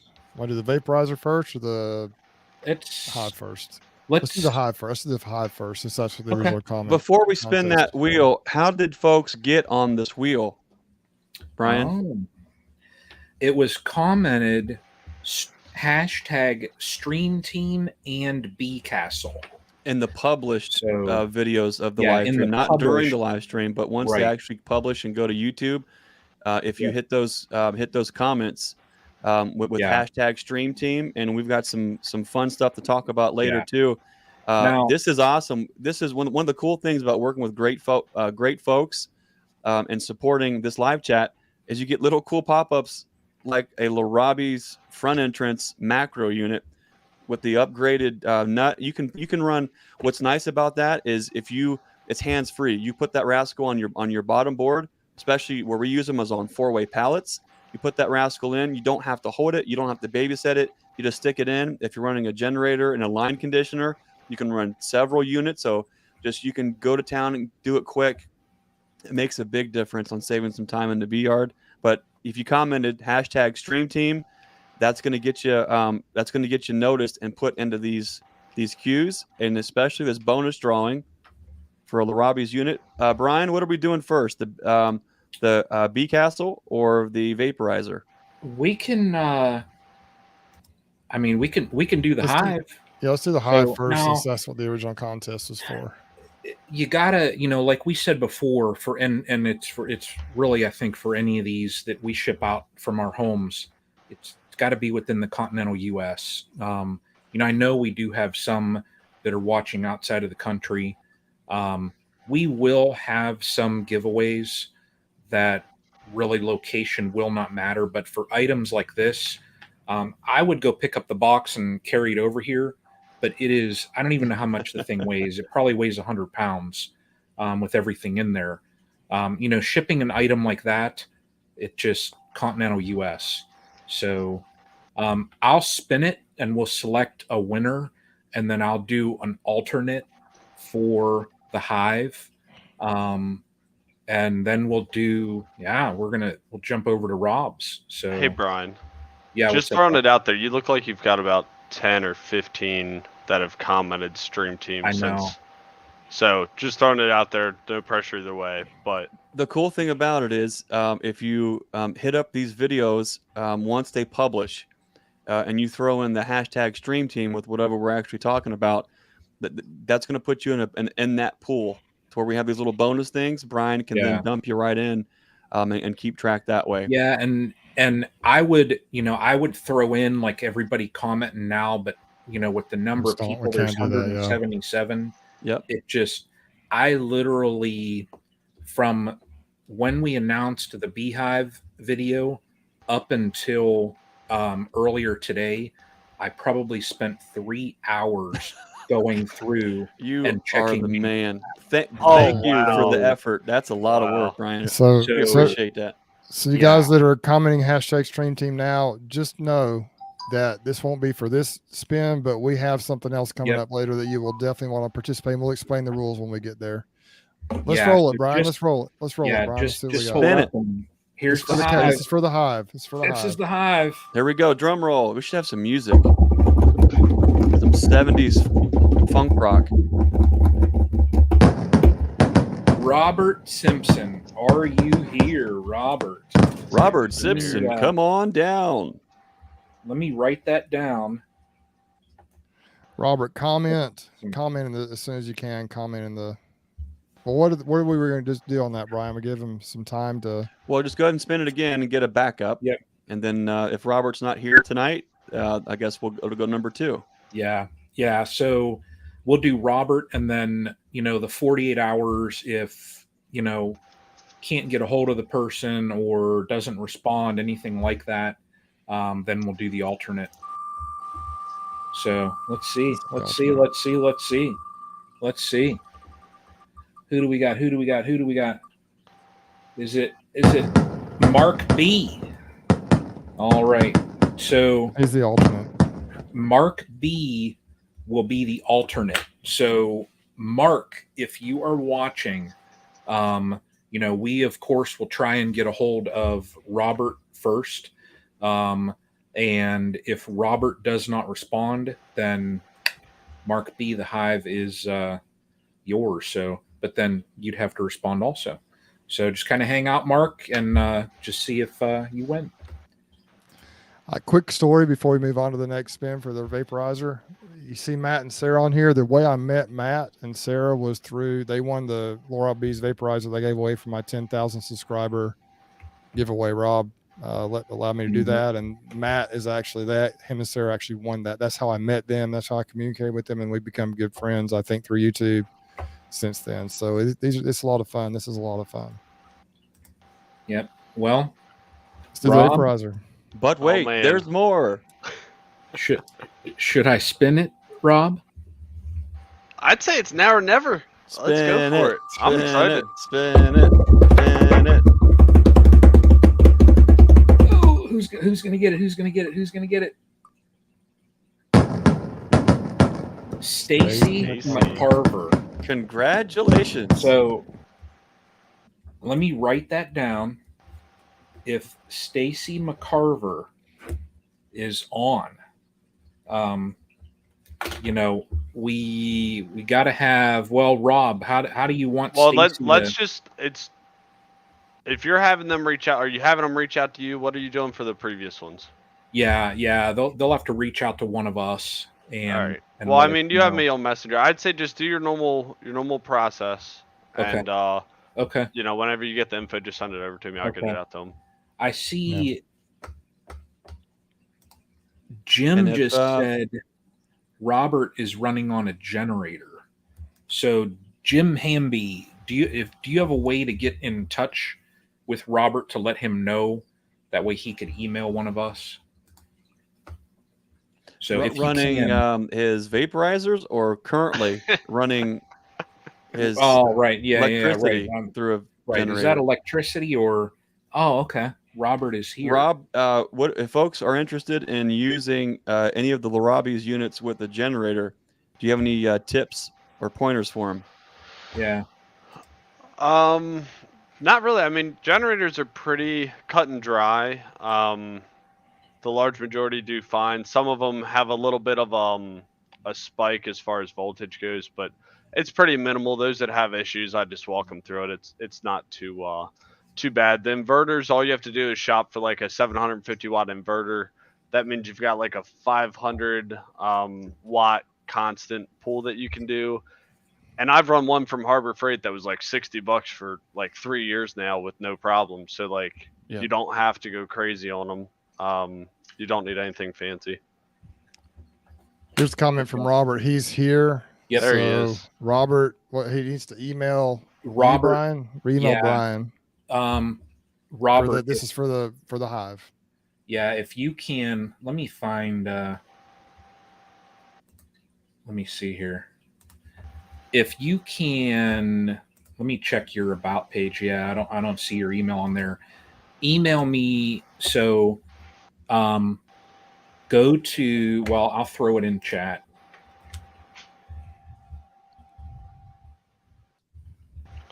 With the furniture. There we go. So, Robert, email me. I just put my email in there, and just say, in the subject of it, just do the SreamTeam Bee Castle. That way it'll jump out at me. And then, I'll connect, get address, things like that. And then I'm thinking it's going to be within the next day or two that I get that item sent out. So, but yeah, that's awesome. So congrats, Robert. So do you, Rob, do you want us to do an alternate also for the vape? You might as well. You've been doing it for the other ones. You might as well. Look at that. I touch anywhere on the screen and it just starts spinning. Look at this. Man. Look at this. Alternate for the vaporizer. Alternate. Let's see here. Who do we got? We got James Miller. So if we cannot get a hold of Stacy, then and if that's if Stacy wants it or not, look at Dawn saying everybody email Brian. Dawn, oh no, do it. Oh, that would make it fun. But yeah. All right. Bruce, have you talked about your plan of what you want to do yet, or do you think it's still a bit early? The you and I thing we talked about. About the honey or what? Yeah, I did a little bit. I talked about that a little bit. Okay, I had stepped away for dinner, so I wasn't sure if you had mentioned that. I'm pretty excited about it. What'd you have for dinner? Catfish, I call it. Oh, what kind of breading? Nice. It wasn't breaded. We actually baked it, but baked catfish. That's a whole level of class I've never heard of. It's a little more healthy, but that's catfish pinkies up. Way to go, Rob. So yeah, Rob and I talked about. I've been trying to figure out how to ship honey, and Rob is going to help me figure out something to be able to do it. We're going to figure something out. Rob and I are going to talk about that. Is that what you're talking about, Rob? Yeah. Yep. Yeah, I'm pretty excited about it. Yeah, it'll be fun. So these two, Stacy McCarver and is it James Miller? Is that who won the other one? Yeah, I think so. Do they need to email you, Rob, or Brian? How many to do that? They can email Brian if they reach out to me. If that's easier, it's just larabbies@gmail.com. Yeah. They reach out to Brian or me, but he's been having everybody else go through him, so I figured that was a easy channel, so there wasn't extra confusion. Okay, so Stacy McCarver, James Miller, go ahead and email Stacy if you email you've won it, and James, you're the alternate. Yep. Rob, we appreciate for you coming on, Yeah. man. Any final thoughts for you before we move on? No, just thanks for having me on. It's been a blast. Yes, sir. And all right, guys. I hope dry cut honey. I identify as Stacy. Oh my goodness, I'm out of here. Wow. Thanks, Rob, for supporting the live stream. And with that, yeah, I'm out of He gone. Look, he's like, all right, I'm gone. Bye now. Okay, guys. This has been fun so far. What does everybody think out there? If you've enjoyed this, just let us know. We appreciate it. I hope you guys are enjoying this. And congrats to the winners. So we have another question. Awesome. This is our 5th question before our big announcement. So why don't we roll this 5th question, and then we'll move on. On a scale of 1 to 10, how big is this announcement? It depends on. Once again, context is key. I think it's a pretty 10 or 11. But I was going to say 11 or 11 and a half easy. It's not 11. A car. We're not giving away. We're not giving away that Army vehicle in that first video. We're not giving that away. Yeah. Or are we? Right. Yeah. We'd have to talk to the owner on that one. So here we have Matt and Sylvia. Matt, I met them at Hive Life. Super nice couple. They are actually from Houston, Texas. They are touring up north. I think they're in Montana, maybe in this picture right here. But that's pretty. I reached out to them, and they're super cool, and they've been really nice. And I just wanted to give them a shot to send us a question, so they agreed. And you can see the beautiful backdrop there in Montana, I think it is. So let's roll it. Hello, Stream Team. Greetings from Bozeman, Montana. We got a question for you. Question is, once you pull your supers, do you overwinter in doubles or do you condense them down to supers? Let me know what you think.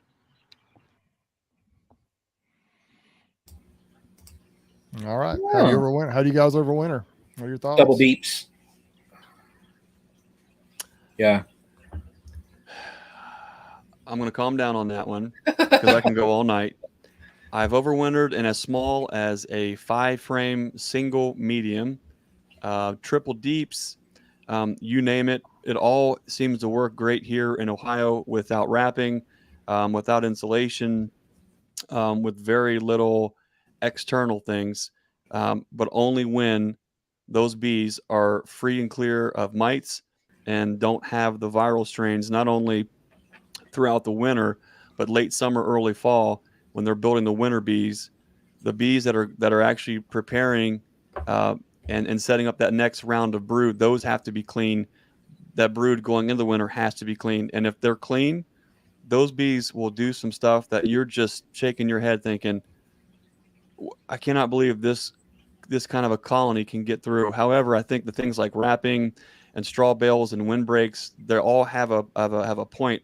But I think those are all buffers, and they buffer the overall strain and pressure, the stress on the colonies that are struggling with those viral strains. So this year, our primary mode, because we're primarily going to a lot of 4-ways and 10-frame boxes. Look at Don. Greg gets fired up so easily.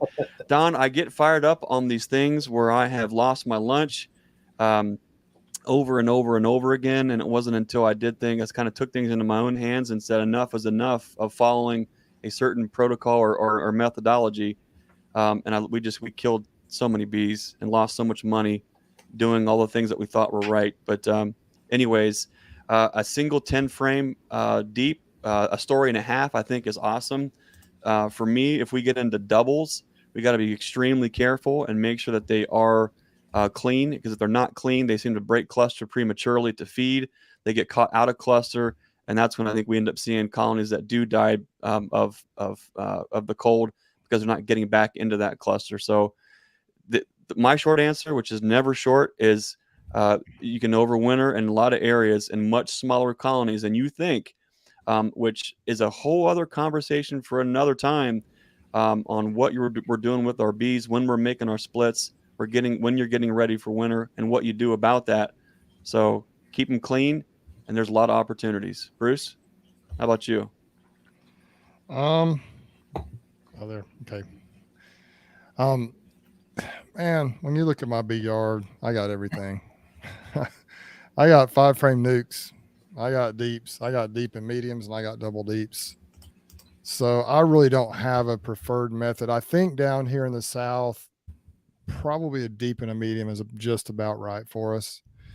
But I'll tell you what, probably my favorite manipulation or my favorite size boxes going through winter is like a double or triple stack nuke. Those bees thrive so well in those nukes. They grow up in the spring. You can divide them so easily. I love it. Now down here, obviously it doesn't get as cold. It's a little different than it is up there where you guys are at. And so you can just really kind of be a little flexible. The pollination bees, our configuration for pollination is a deep and a medium. That's how we do it. A lot of people do double deep 8 frames, and there's some that do double deep 10 frames for pollination. Double deep 10 frames, obviously you can't get as many colonies on the truck. And so I think I'm guessing the most common configuration is double deep 8s, but we send ours in a deep and a medium. It's a similar amount of bee space, honestly. And we actually, when they get back, you can switch the deep and the medium. It doesn't have to be the same size box. You can switch around. The bees just move up and down. It doesn't matter.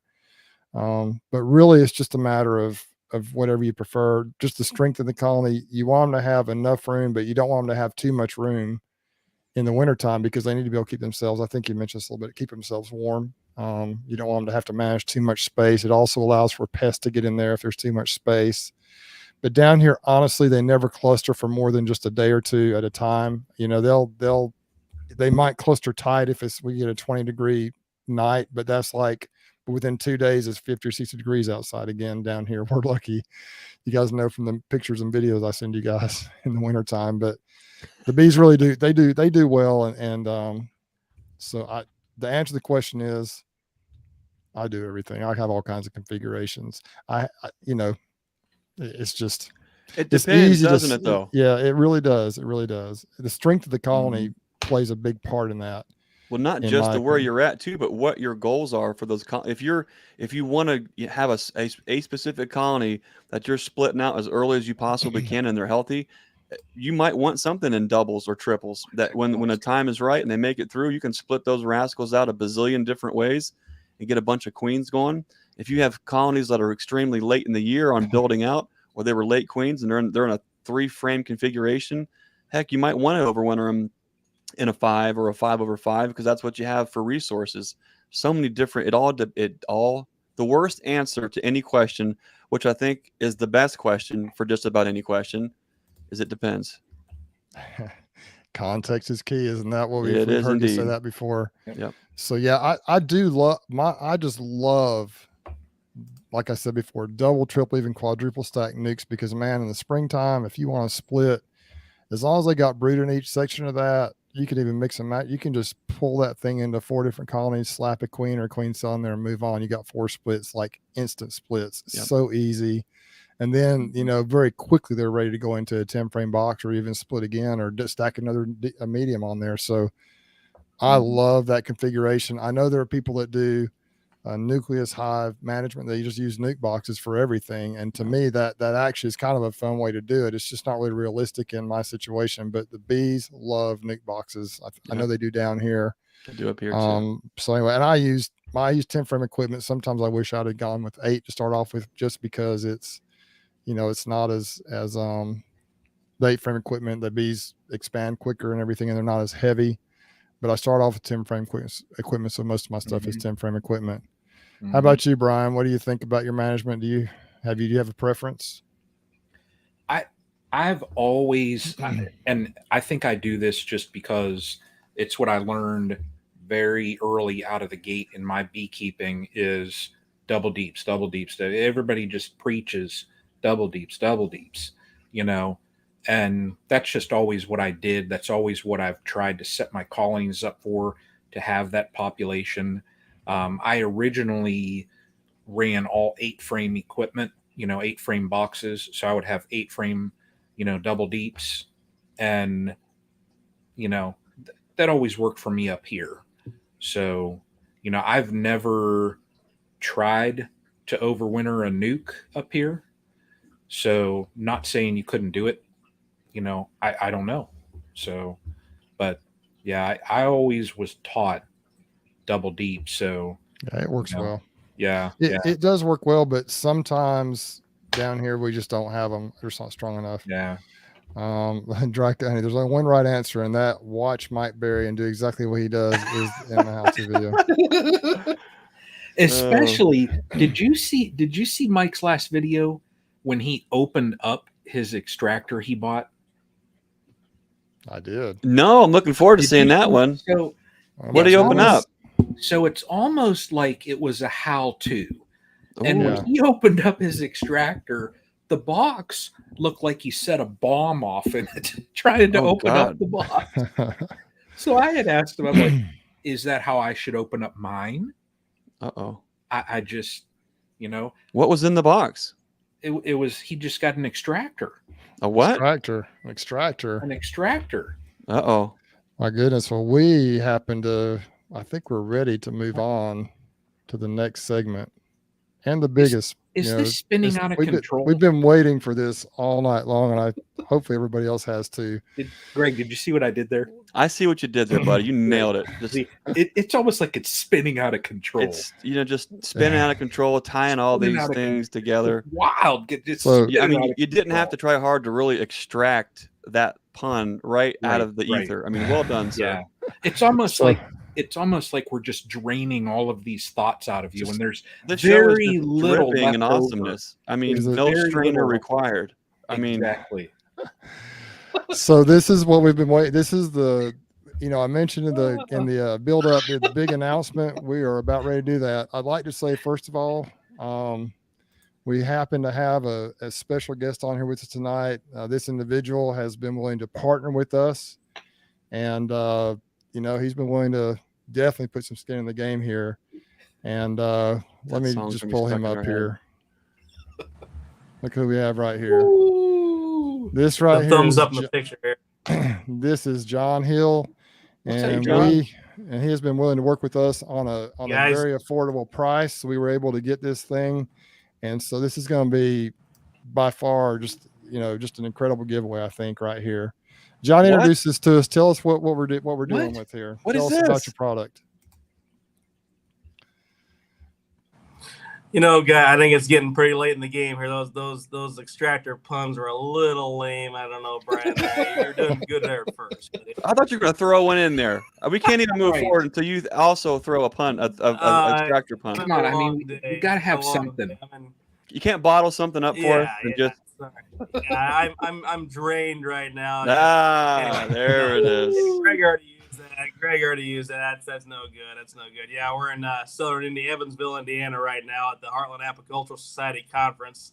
I'm sitting in a motel room right now, so we've had a great couple of days so far. One more day tomorrow. So, but yeah, we are a little bit drained, no pun intended, and been spinning our wheels trying to sell stuff here. Okay, how was that? Yeah. Well done, sir. Okay. Thank you. John, tell us who you are. Tell us what's going on here, and tell us what's going on with this next giveaway here.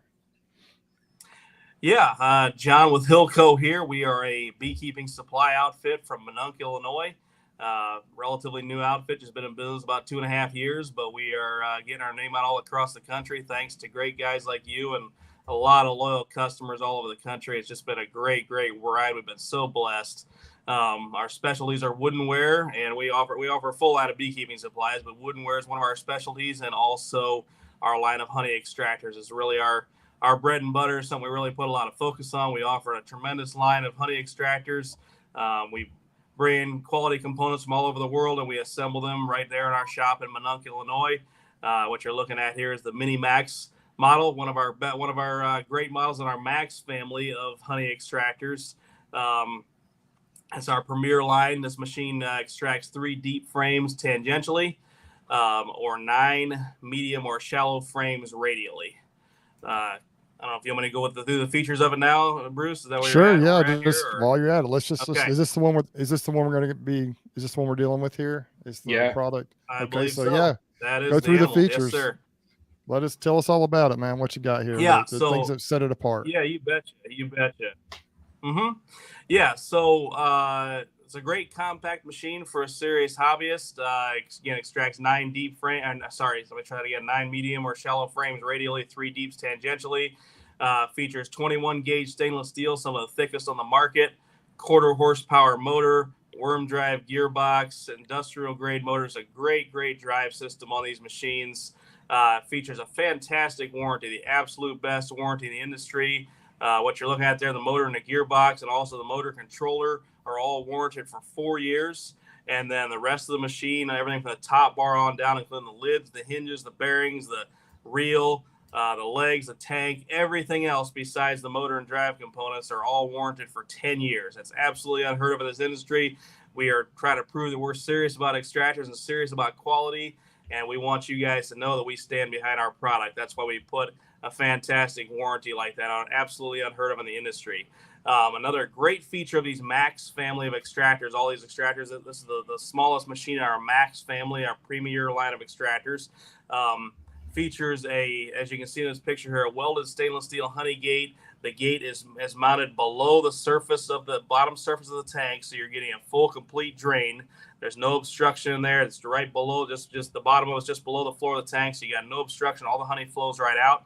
Also, what's really outstanding about these machines is that the back of the tank floor is about 1 inch higher than the front. So that means it tilts towards the front. So all your honey flows right towards the gate, right out into your bucket. No mess, no fuss, the way it's supposed to be. Absolutely no obstruction. No need to tip your tank. No need to be in there spatulaing honey out, doing all kinds of gyrations to get that last little bit of honey out. It all flows out the way it should. Awesome. Man, do you guys think that John's passionate about this product here? What do y'all think? Anybody think he's passionate? See a delay. Well Are we said, good? John. Well said. Well said. You did a great job. It's like you've done that before, John. I think you've done that before. I'm out part-time too. We should mention that thanks John and Hillco for the opportunity to collaborate in this effort.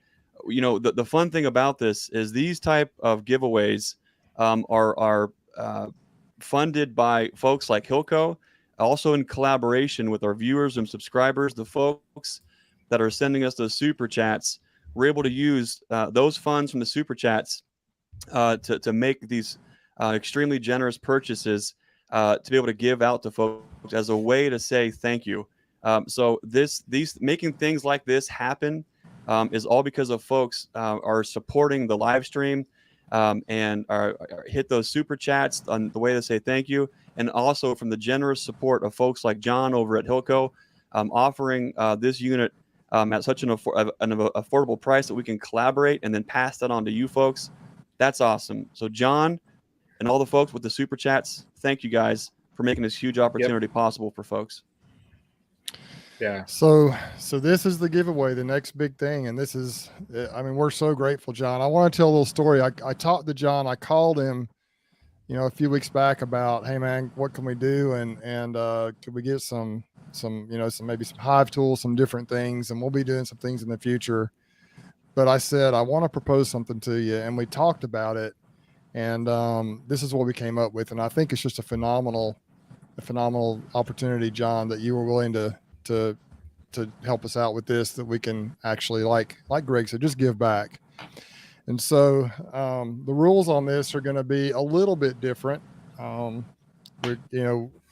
Basically, once again, the way it works is this: from now on, from the moment, MYK Honeybees is the first on this, there's 2 ways that you can win this thing. Number one, if we get the super chats or super stickers during this live, the next live, which will be on Brian's channel, and then before the giveaway on Greg's channel the next week, everything, every $10 super chat or more is going to be worth another entry, almost like a raffle ticket. Mm-hmm. But the way that anybody can enter without the super chats.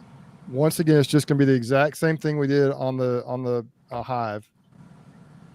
Carol put in here, #StreamTeam, #Hillco. That is what we're going to do. You need to put those 2 words in the comments. Once this video ends, the broadcast is over. we need you to go in there in the comment section and put hashtag StreamTeam, hashtag Hillco.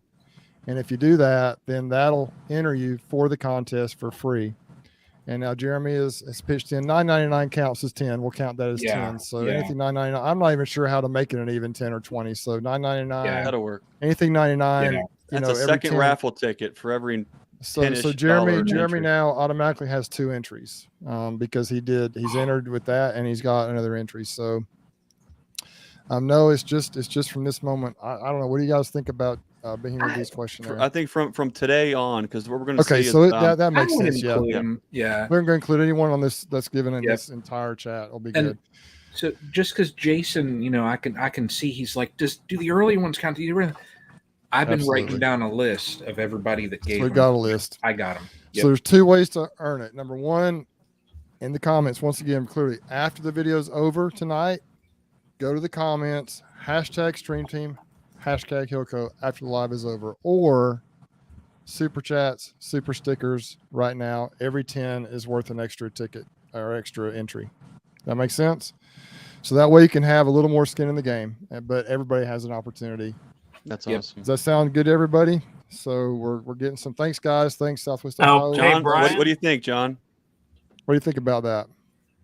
Well, I was gonna, Brian, you know anything about these extractors, or what's going on with you? Well, this mini max extractor. You ever heard of these things before? It just so happens that I have one sitting in the sitting in the 3 boxes that it comes with. I have not even had the time to open it up. Now, what I will do, and I will promise everybody to have it for next week, I will do an unboxing. I'll put the thing together. I'll, at least turn it on. I know we are getting very close to like the time when I will pull supers and be able to use it.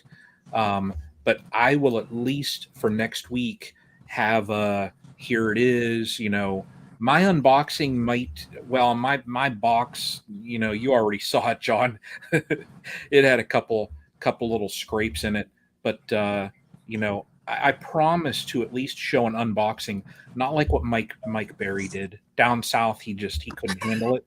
But yeah, John, I look forward to using that thing. I mean, I've been drooling over looking at the pictures, and I'm just sitting here like, come on, I just got to open it, So, but yeah, I'll have it next week for everybody. Yeah, I don't know what you're waiting on, Brian.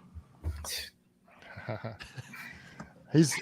tell y'all, go to Mike Berry's last video. It's really good, and we appreciate these are coming in so fast. Appreciate everybody for this. I'm kind of losing track, but I know Brian's writing them down fast as he can. So anyway, this will help us in the future to, we're going to continue on with things as long as we can. We're going to try and keep doing this. So I need one of those court ladies.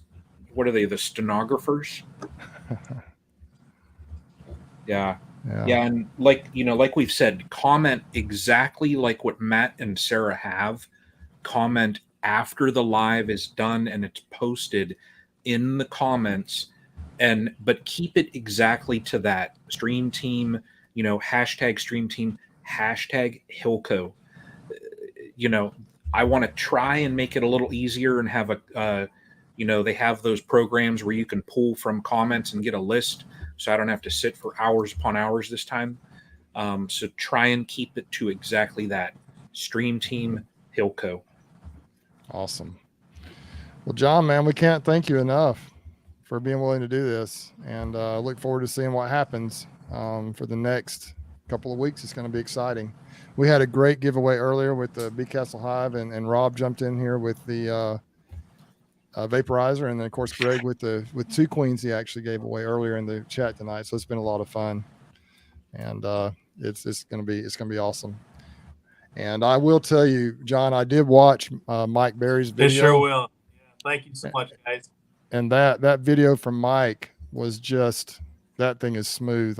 He didn't have honey slinging out of it yet, but it looks like it's a super powerful machine and very strong and very good.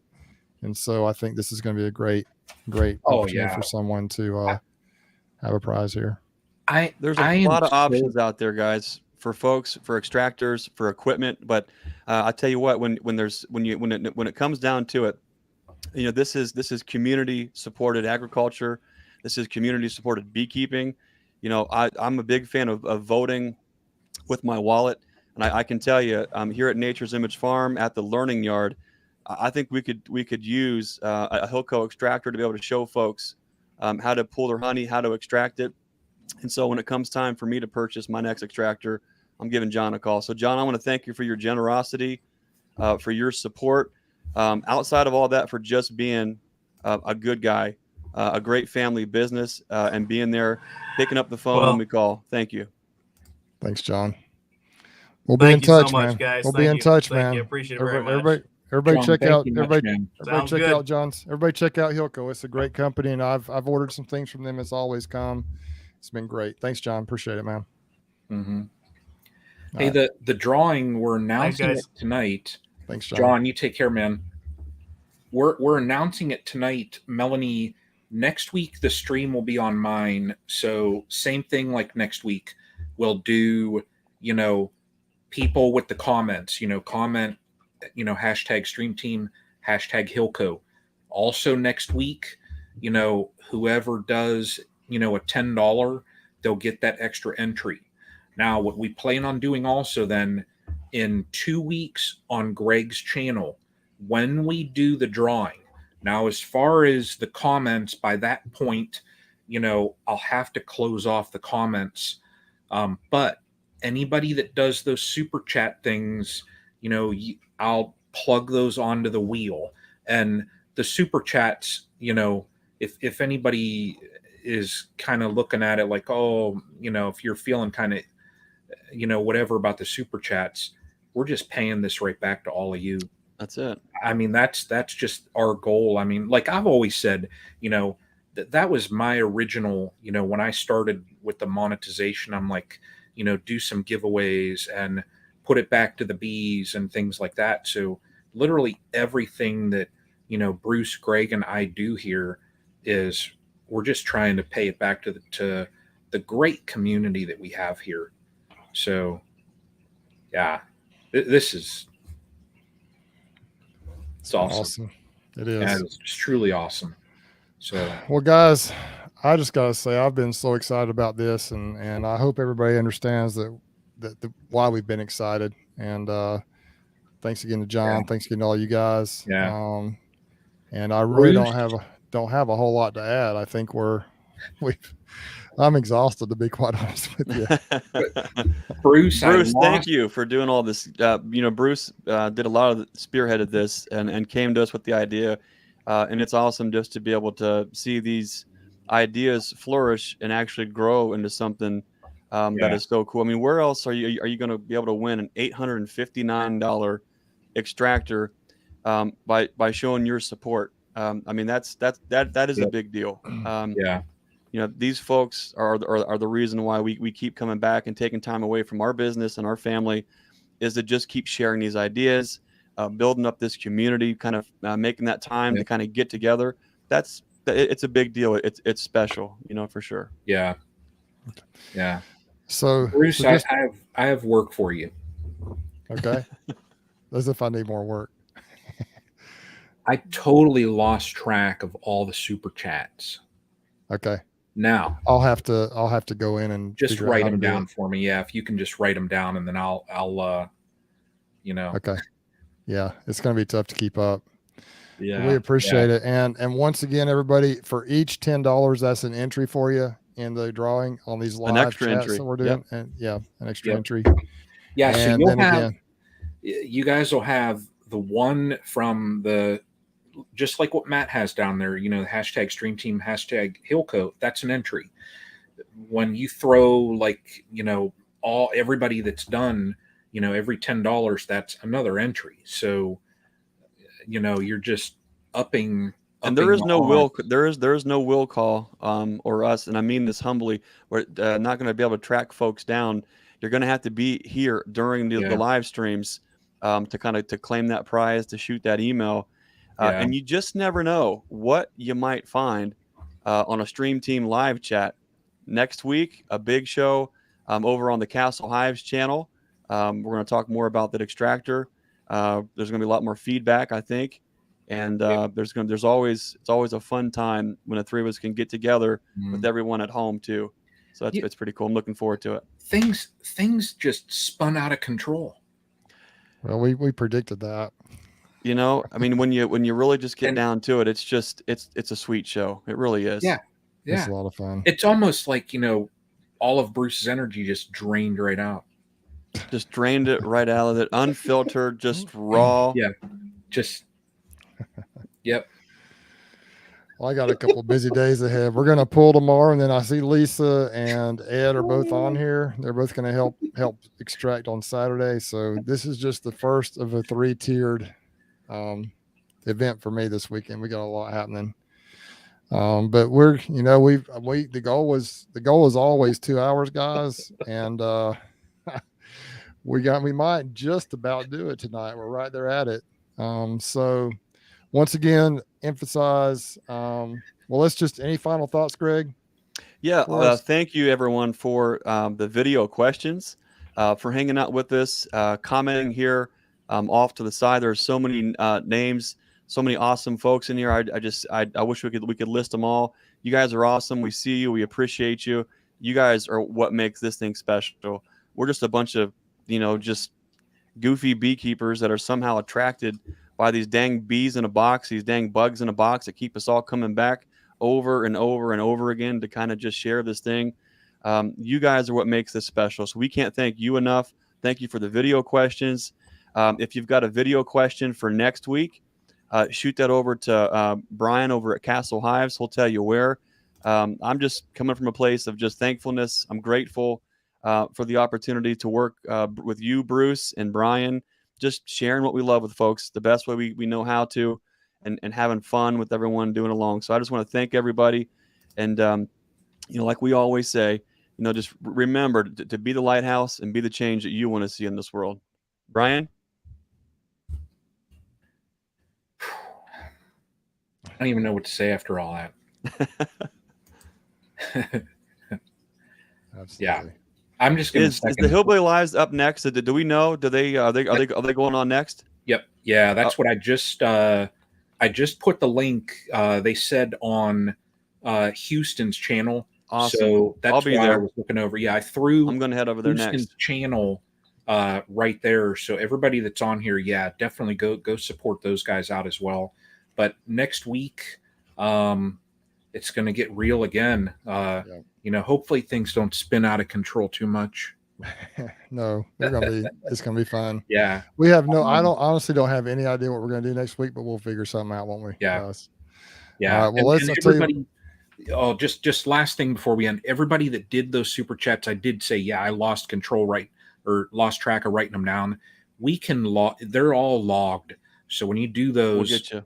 Bruce has a log, and we'll get it all done. If I've got to watch it back again, I know like the point where we started with the extractor, and I can watch that as well. So, just make sure to comment afterwards, SreamTeam Hillco, exactly like what Matt has. And yeah, this is going to be super exciting. And also remember, it is Continental United States, guys. Unfortunately, we can't send it overseas. I don't think that's going to be difficult to do. But so I mean, I think we just need to bow out now for Houston and those guys. Chat, and if everybody could head over there for a little while, if you can. You got the link in here, you say, Brian?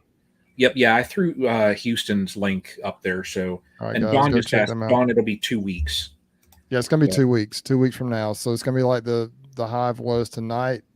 Then next week will be Brian's channel, and the following week we'll give it away on Greg's channel. Yeah, so giveaway on Greg's in 2 weeks. So it'll be 9 p.m. So around 9 p.m. in 2 weeks, Eastern time. So we're about to close this thing out. Go down to the comments when we're done. #StreamTeam, #Hillco. Both words need to be in the comment. That's the keywords. And then next week, we'll go over the super chat stuff again with you. Certainly appreciate it, guys. I love Greg's. He kind of brought this along with him. Nature's Image Farm, the #Be the Lighthouse. I love that theme. I've kind of started using it on a lot of the stuff. Anything to do with the stream team, I always try. If nothing else, that hashtag is in there because it is what we're trying to do here between us and so many of you out there were trying to be the lighthouse and help some folks out. And we certainly appreciate it. And we all have videos coming. We all have stuff happening right now. So it's pretty exciting stuff. But with that, I say, as always, y'all take care, be safe, and we'll catch you on the next one.